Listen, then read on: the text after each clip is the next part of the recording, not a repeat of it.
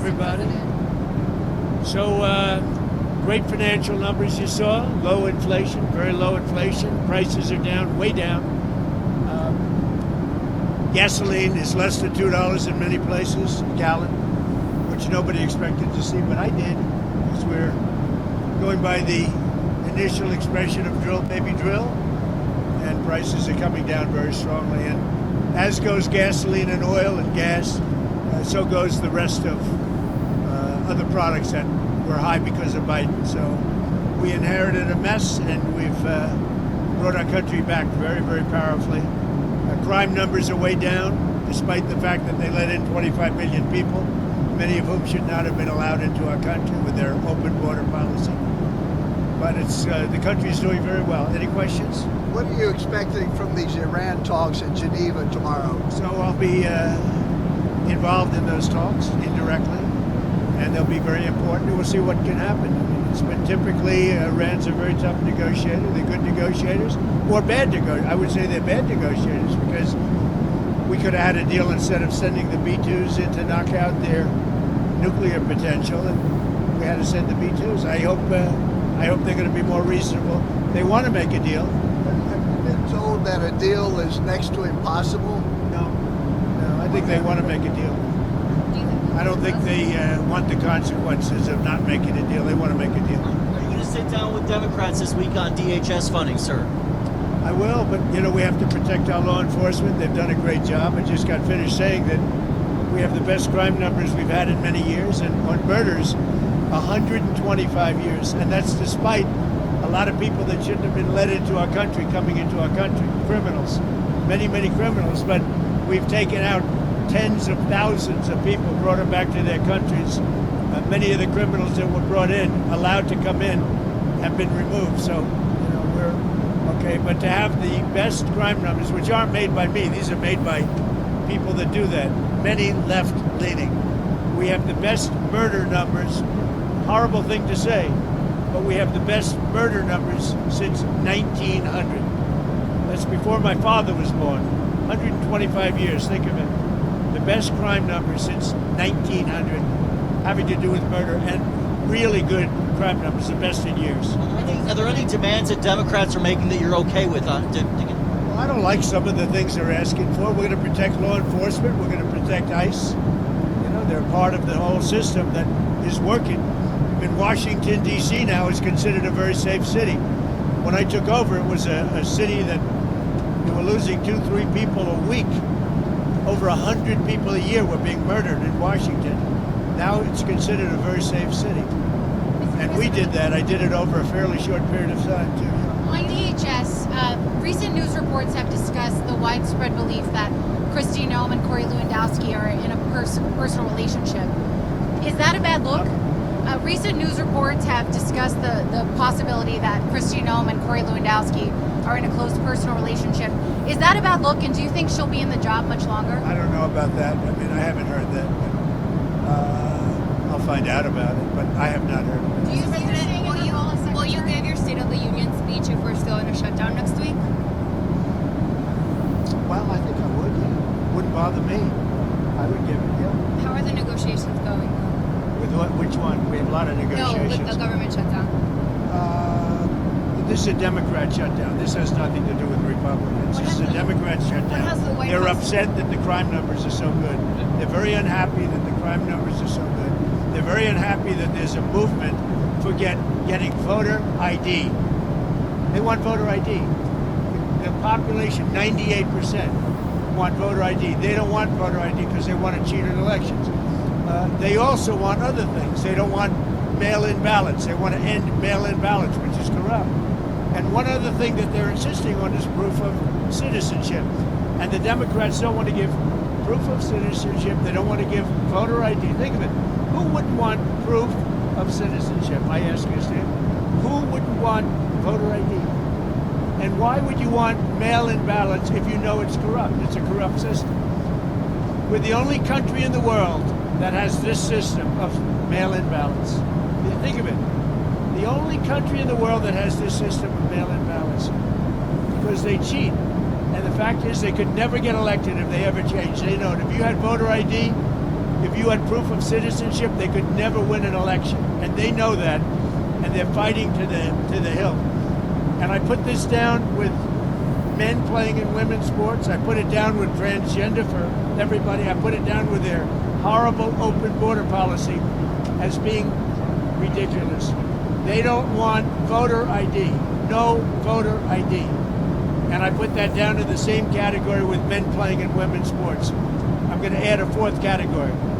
They don't want voter ID. Go ahead. So Hillary Clinton said in an interview today that she and her husband are getting pulled into the Epstein matter to divert attention from you, and that your administration has something to hide. What's your response to that? I have nothing to hide. I've been exonerated. I have nothing to do with Jeffrey Epstein. They went in hoping that they'd find it and found just the opposite. I've been totally exonerated. In fact, Jeffrey Epstein was fighting that I don't get elected with some author, a sleazebag, by the way.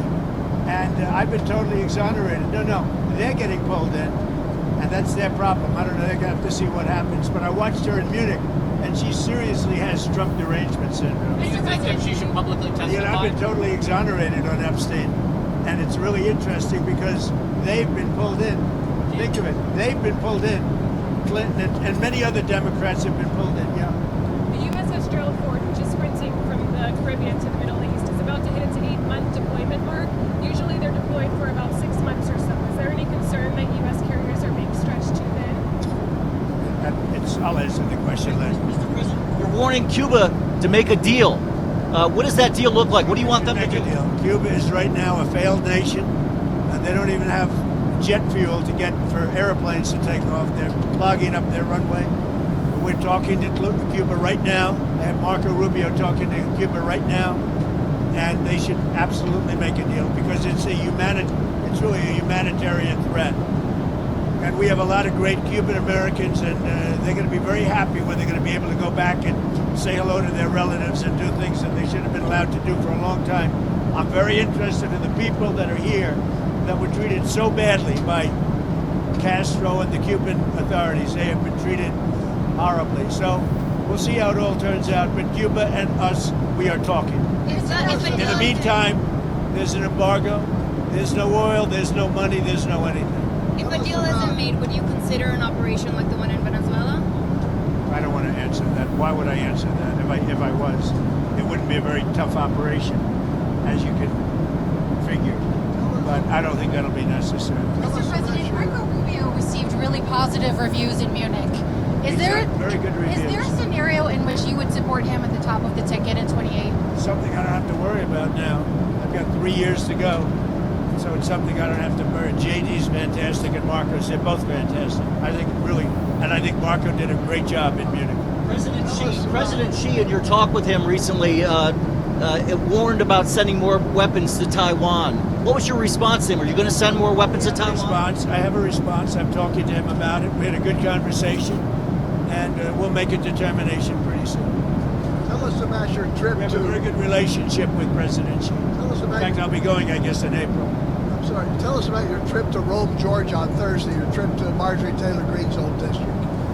Well, we have a lot of people that want to take Marjorie Taylor Greene's place, and many, many candidates, and I have to choose one. And they say whoever I endorse is going to win, but we have a lot of good candidates who want to take her place. So your Court of Peace meets for the first time this week. You said it could be the most consequential international organization ever. That's a high bar. What do you want for this first meeting? Well, I think it can be. We're going to have all world leaders. They're putting up tremendous amounts of money, and I think it's going to go far beyond Gaza. I think it'll be peace all over the world. And we're working in conjunction with the United Nations. Look, the United Nations is there. They haven't lived up to potential. The United Nations has great potential. They haven't lived up to the potential, but I think they might aid us a little bit. But we have the greatest leaders in the world joining the Board of Peace, and we'll be doing it in conjunction with, in some cases, the United Nations, and see if we can get the United Nations to get on the ball. You've been a kingmaker in a lot of Republican primaries. A lot of people, Including foreign nations. I was very honored to see that a very wonderful prime minister in Japan won by a landslide.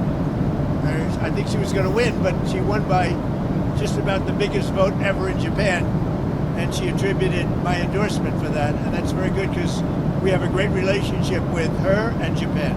A lot of Republicans in D.C. are asking you to endorse John Cornyn, but you haven't yet. Is there a chance you would endorse Paxton, and why haven't you endorsed Cornyn? I just haven't made a decision on that race yet. It's got a ways to go, and I haven't. He's a good man. John is a good. I like all three of them, actually. I like all three. Those are the toughest races. They've all supported me. They're all good, and you're supposed to pick one. So we'll see what happens. But I support all three. Are you going to get involved in the rift between UAE and Saudi Arabia? No, I'm not. I would be. What do you think of that? I would be. Well, I could settle it very easily. But they have they do indeed have a rift, and we can get it settled very easily. I settle wars. I settle a lot of rifts between countries. You've been noticing, right?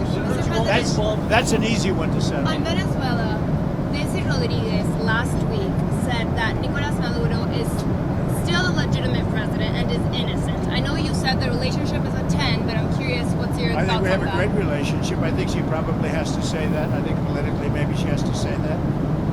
But the relationship with Venezuela, she's doing a very good job. And I fully understand that statement. In Gaza, You're going to have Ukraine talks tomorrow as well in Geneva with Witkoff and Jared Kushner. Yeah. What are you expecting there? Is there Well, we have big talks. It's going to be very easy. I mean, look, so far, Ukraine better come to the table fast. That's all I'm telling you. We are in a position, we want them to come. And by the way, I watched AOC answering questions in Munich. This was not a good look for the United States.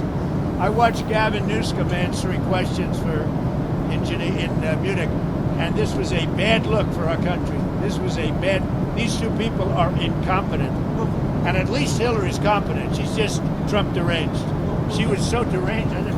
She is an angry woman. But I watched the other two speaking and answering basic questions.